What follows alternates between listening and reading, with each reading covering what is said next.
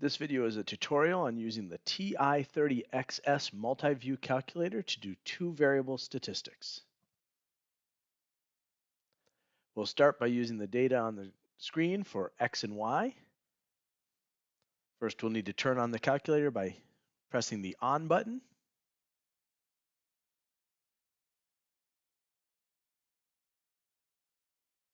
And now we'll get ready to enter the data by pressing the data button.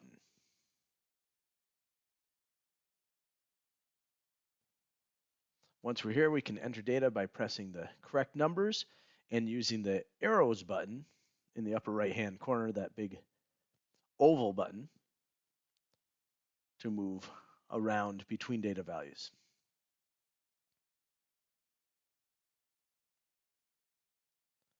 First, we'll enter the X values by entering the numbers and then the down arrow.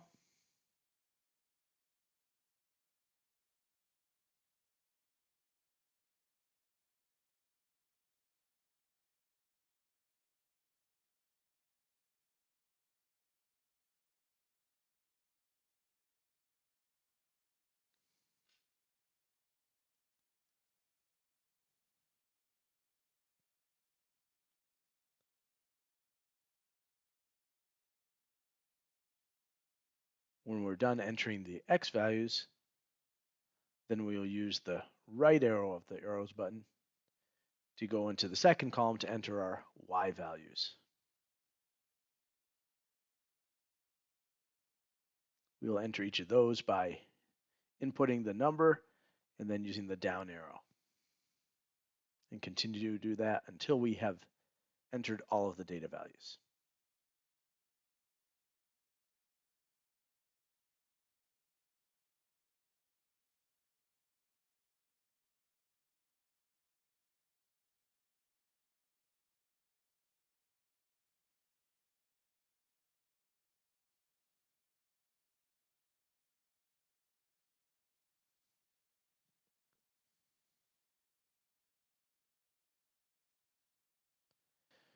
Once we're done entering all the data values, we'll enter the second button and the data value, which you see there is a stat above that, so that gets us into stats mode.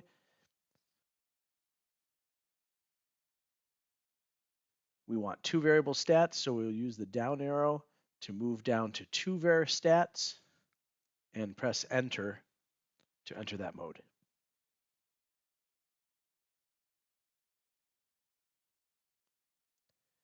We want to use L1 for X and L2 for Y. We'll agree with those by hitting enter, enter, and then once it's highlighting calc, we'll hit enter again. And that'll take us to the results of all our variables. Let's move the calculator out of the way so we can see the expected values. And as you can see, we can scroll down using the arrows button and see all the values. We have our standard statistics,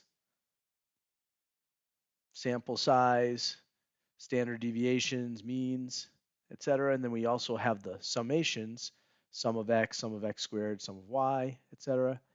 And A, B, and R, which will give us the slope, the intercept, and the correlation coefficient. Once we're done looking at that, we can hit the clear button to clear those variables. That puts us back to the data. If we hit the clear button again, we're back to a clear screen. If we hit data one more time, we can go back and look at the data.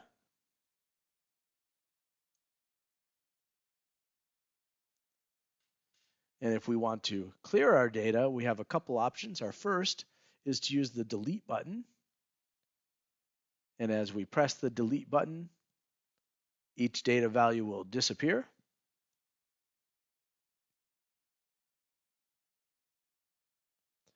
So if we do that for all the X values, we can go down. Once they're all gone, we can use the right arrow to move to the Y values, and we can continue that. Or another option is that we can use the reset function. So second function in the 0 key puts you to reset, yes or no, down arrow to yes, and hit enter. It tells us that the memory is cleared, and now we press clear to get that off the screen. Go back into the data, we see there's no data there. Let's hit clear one more time to clear that screen. And now to turn off the calculator, you can just hit second on, which above the on button you can see it says off. So this will turn off the calculator.